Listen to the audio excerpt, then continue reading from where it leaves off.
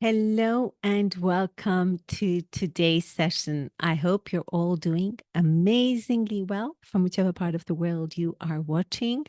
I also hope that you've managed to take a couple of weeks off in August to spend with your loved ones. I will be taking some time out. I can't wait for the first week of September. Today, I would like to talk about something I see many of my clients struggle with, and that is how do you get your concept past the start line?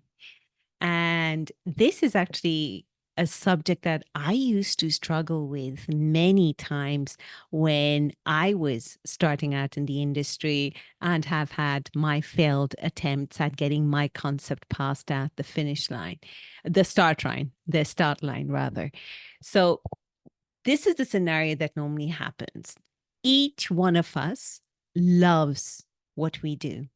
And when you are a wellness director, a wellness leader of particularly a small boutique hotel and even larger hotels that have a strong well-being focus, what ends up happening is that you find both the owners or the owners, the owning party really does believe in wellness and they have their idea of wellness, what wellness looks like. Then you have your GM who it's just a dream come true. They also believe and love wellness and they also have great and fantastic ideas about what to implement when it comes to their wellness offering. And then you, as a wellness leader, have these amazing ideas. Just thinking, wow, I'm finally in this hot hotel, this project where everyone is deeply passionate. They believe in wellness. They truly, you don't need to convince them about the value of wellness. And you know that their intention goes way beyond profitability. They want to impact the lives of their people, their guests, their community, and also the environment. So it's like a dream come true. However, that is also a double edged sword. And as the famous saying goes, too many chefs ruin the broth. What happens when there is so much passion, so many great ideas, is what I call the visionary's paradox. So each person comes very well informed on what wellness ideas they want to implement. And what I have found is one owner has one fixed idea, another one has another idea, the GM has another idea, the wellness leader has another idea, and if there is a wellness consultant has another idea, and if there's food and beverage and design, everyone who is so wellness focused, everyone has an idea, a preconceived idea.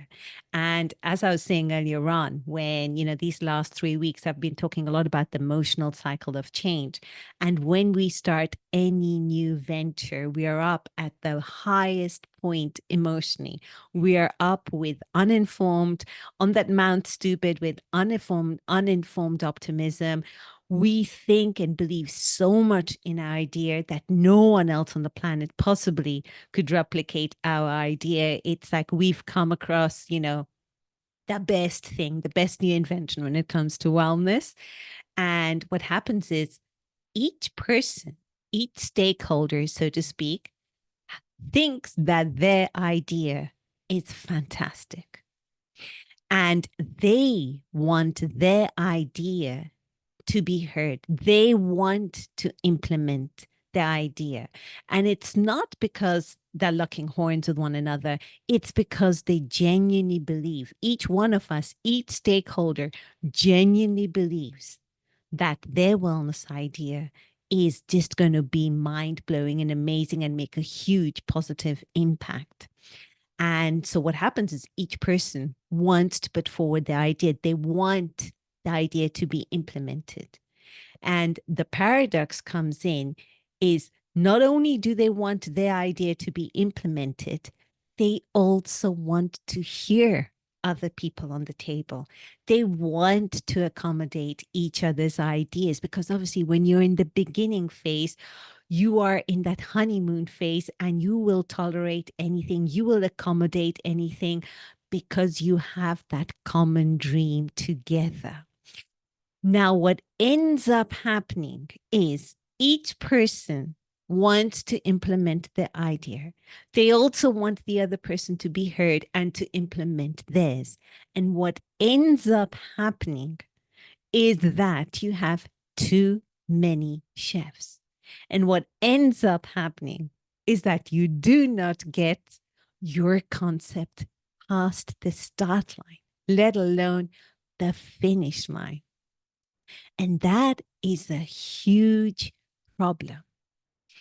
And that is why stage one of My Essence framework really works on getting every single stakeholder, each one of them in their emotional high, getting each one of them on the same page because it is essential. Otherwise, the concept will never ever see the light of the day.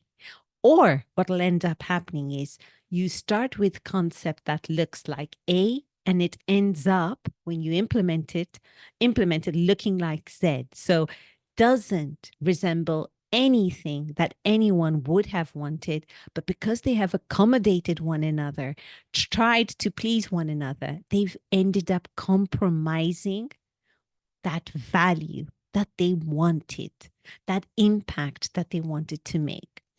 So the question is, looking back now at my notes, how, with this visionaries paradox, what is the solution? So how can you make sure that your wellness concept is agreed upon by everyone and you can take it past that start line?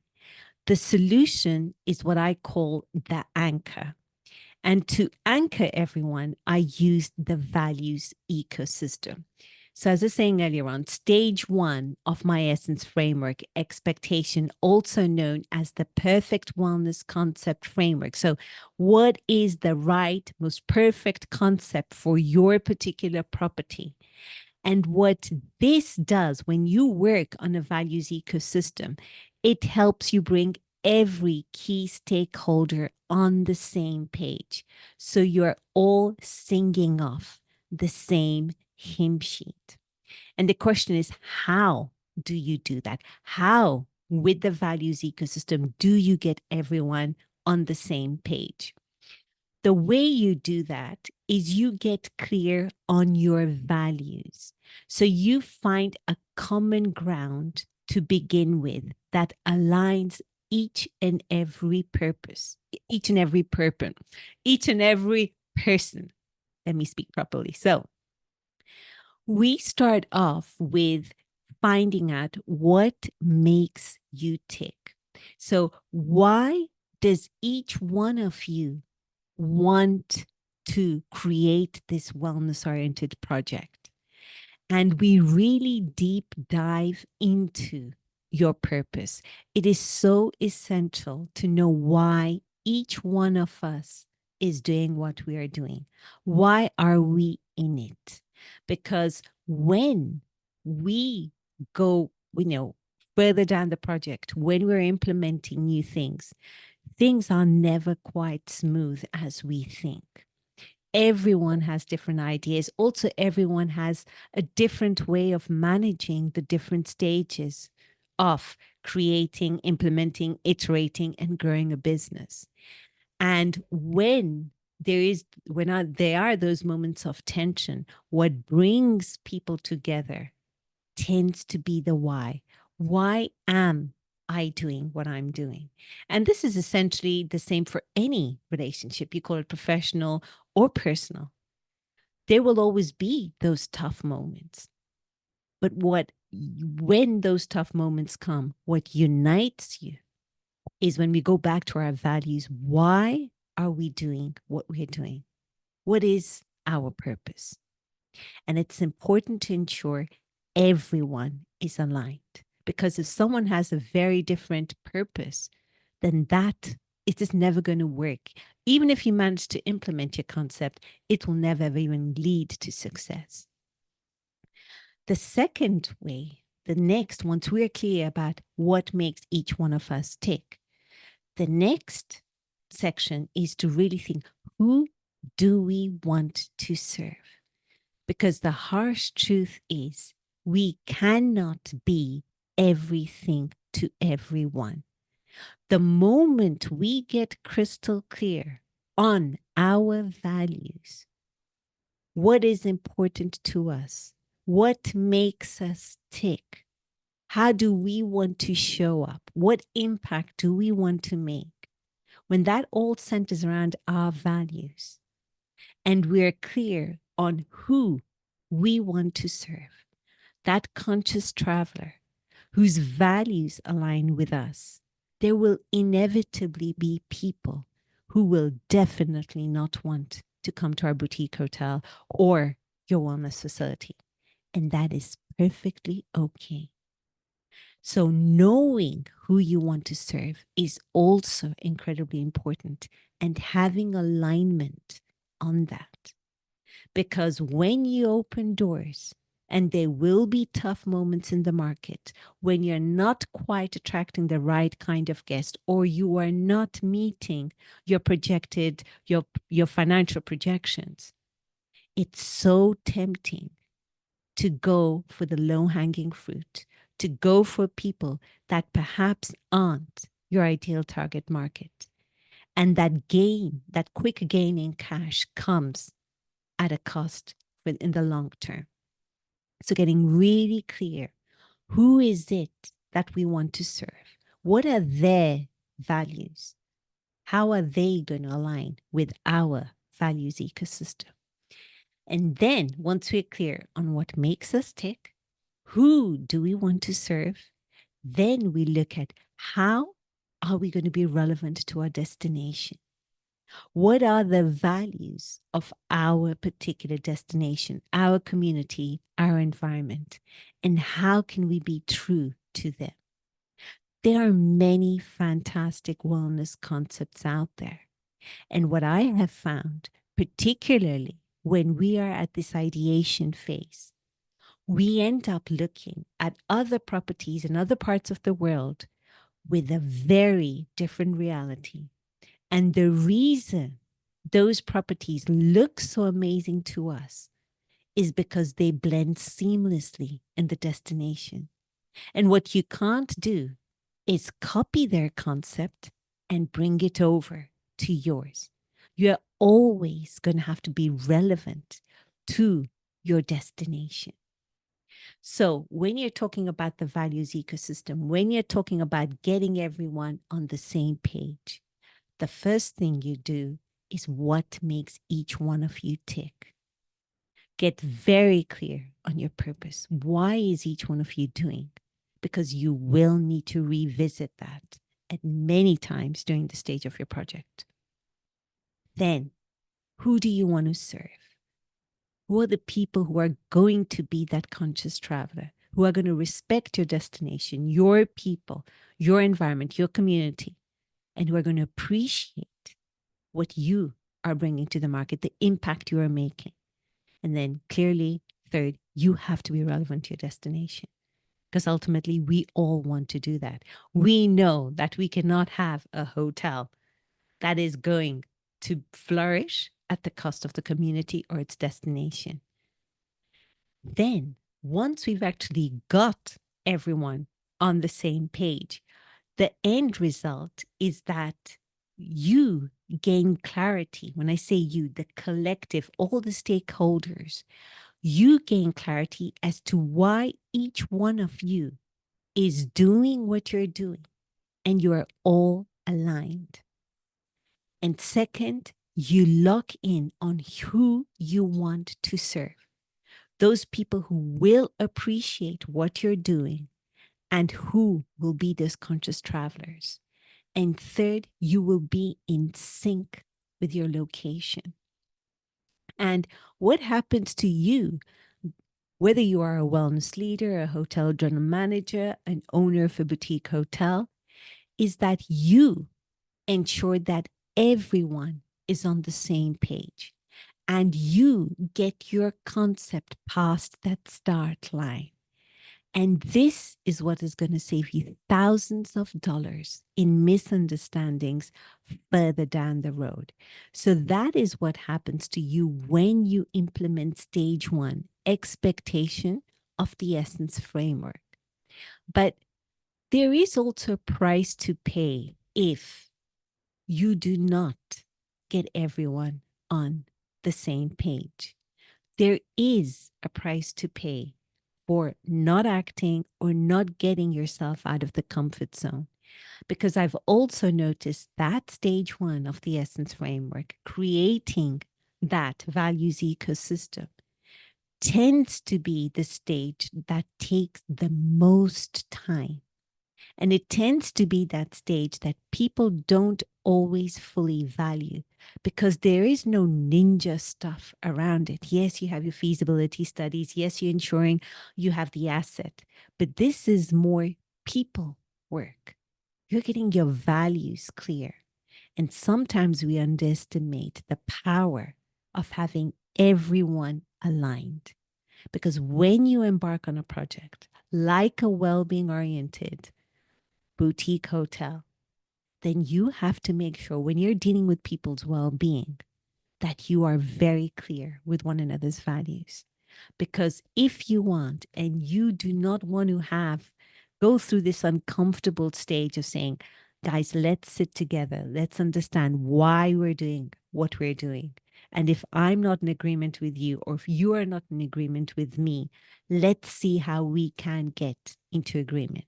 Because when we're in the beginning, in this honeymoon phase, everything is beautiful and you will forgive every single kind of flaw in the other person or disagreement or lack of agreement or a different perspective, because we ultimately also want to have an open mind and bring in new ideas. And I'm not saying we shouldn't be open-minded, but what we do need to gain clarity is, are we on the same page when it comes to our values ecosystem? What makes us tick? Who do we want to serve? And what does it mean to us to be a landmark in our community and in our destination? Because when you do not have those conversations, when you do not create your values ecosystem, when you do not have that anchor, what ends up happening further down the road is that each stakeholder, subconsciously and not ill-intentioned, they push their own agenda at every step of the process. And second, what ends up happening is that your project slows down as things aren't approved. You don't have everyone giving the go ahead. And lastly, you risk souring your relationship with your stakeholders. And it's never easy to find the right person to do business with. It's never easy. So it's so incredibly important to get everyone on that same page, to get clear on your values. Why are you doing what you're doing? Who do you want to serve? And how does being a landmark in this destination look like to each one of us? And once we've got that anchor, then is when we get our concept past the finish line. Now, that concept might not look like how the wellness leader wants it to look like, or one of the co-owners or one of the GMs, but it definitely looks like how everyone would like it to look like, with the small variations that are needed. And once you get everyone on the same page, that is how you get your concept past the finish line. And that is why the very first stage of my Essence framework, the very first thing I do when I work with my clients and also take my students through the Wellness Asset Academy, is get consensus, get your values ecosystem right from the get-go, because that is what's going to also determine your asset and then the future success of your wellness concept. And on that positive note, I wish you all a beautiful day ahead. Take care now.